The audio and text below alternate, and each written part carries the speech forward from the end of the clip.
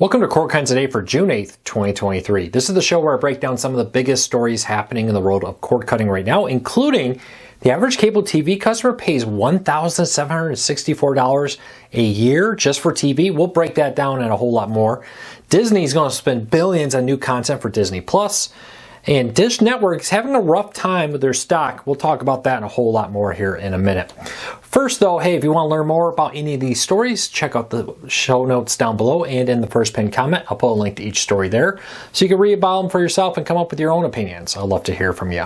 If you're new here, do me a big favor. Hit that subscribe button, hit that thumbs up. Doing one or both lets you YouTube know you enjoy what we do here, so YouTube recommends our videos to more people, helping us grow, helping us support our families. We would really appreciate it. It really does help us, and hopefully we can help you break free from the high cost of cable TV.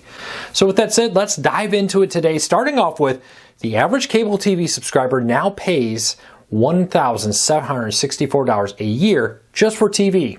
You have to hear, well, you know, that's the internet or the phone. No, this is just the TV part of it that comes out these numbers.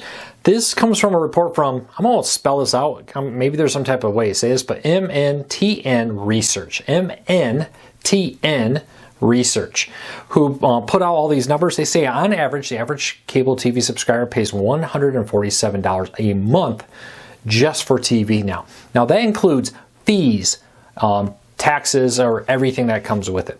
So when you look at that advertised price, remember there's things like regional broadcast TV fees, regulation fee recovery, broadcast, HD technology fee, device rentals, all that. So they took all that, they put it together, they looked at the average cost of cable TVs, just TV package, or as they say here, the median here, or the average cost, that's right.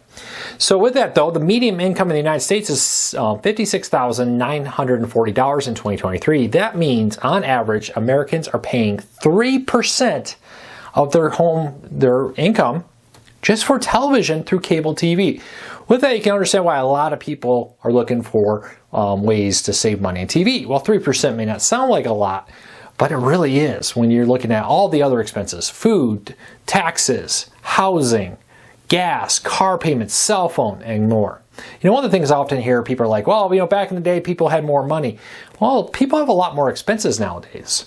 Cable TV is a big one. We don't get TV free from an antenna for the most part, for most people. We have cell phone plans. We have a lot of things that we didn't have back then. And when 3% of your income is going to just one of those sources, you can definitely see how it impacts your ability to have overall wealth and be able to do other things like pay home payments, car payments, and more. So we'll definitely take a close look at this, but I'd love to know your opinion on this. Does it surprise you that $147 is the average cost just for TV? Just TV. We're not looking at anything else. We're not looking at internet. We're not looking at phone, home security, mobile phone that Comcast and all of them are offering now.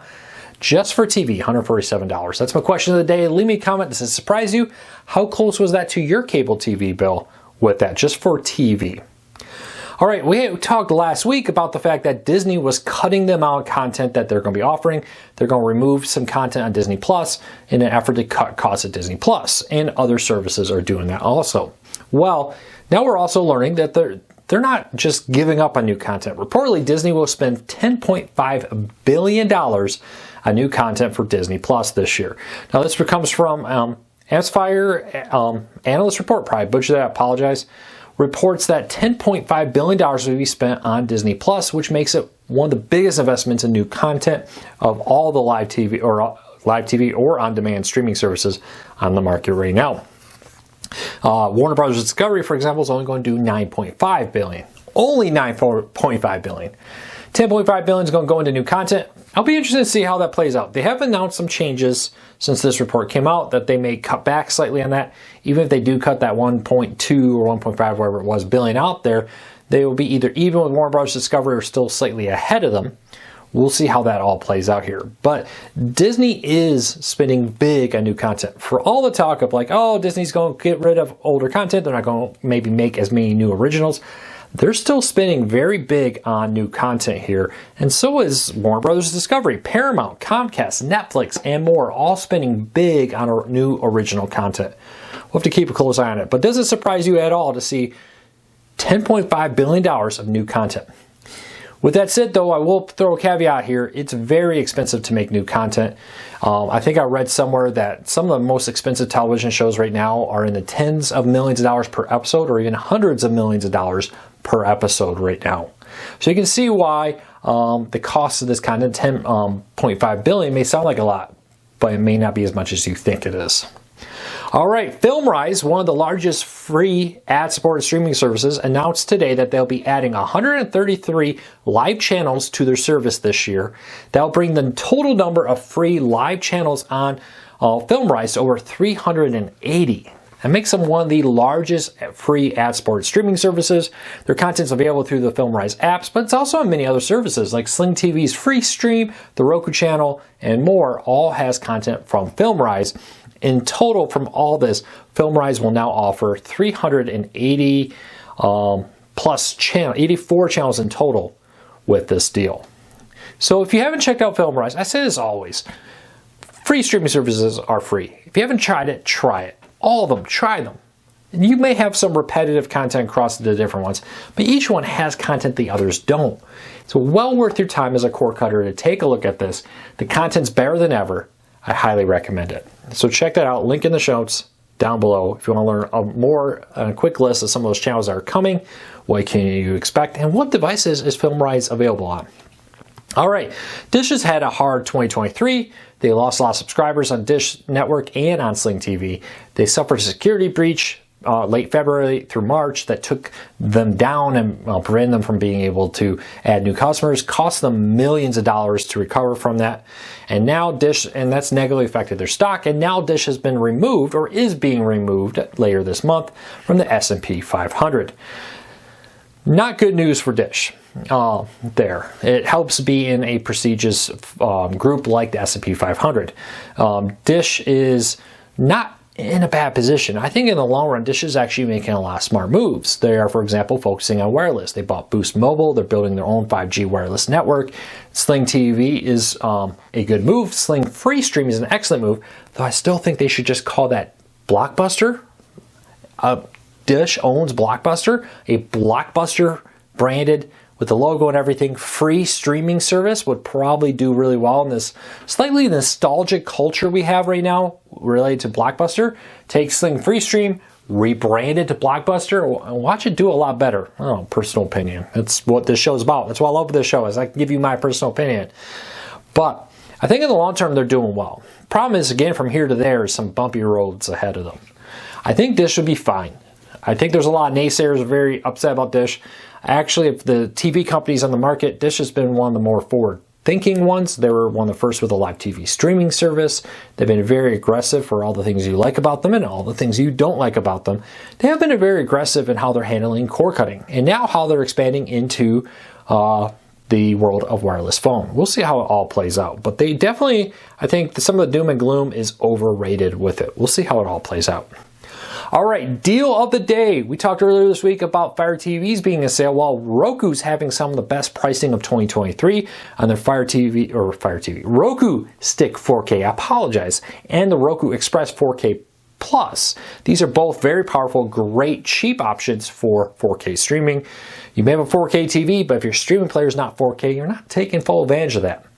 So you can get the 4K stick right now for $39. That's down from $49.99. Or you can get the Roku Express 4K Plus with the upgraded remote that has the ability to control your TV. Both of these do.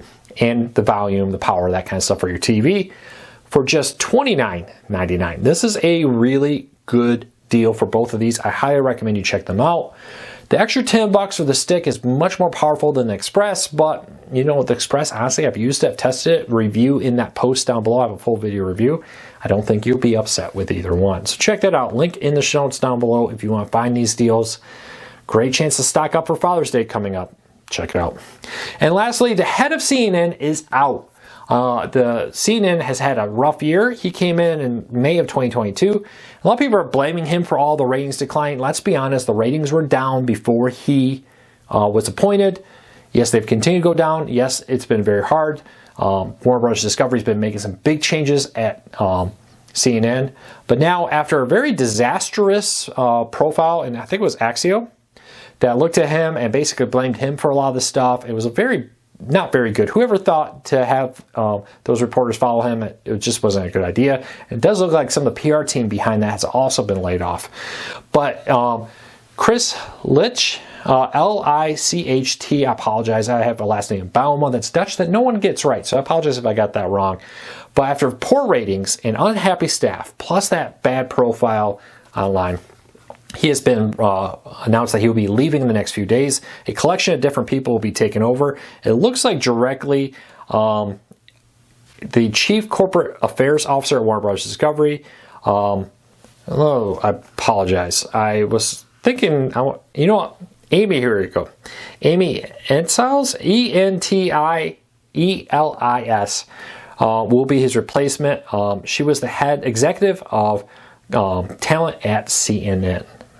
Vice president over there. So she's going to replace him, but it sounds like there's going to be a little bit of a team effort here in many different places. I apologize. I thought I had that note right there at the top. I had to dig down to find out who was replacing him.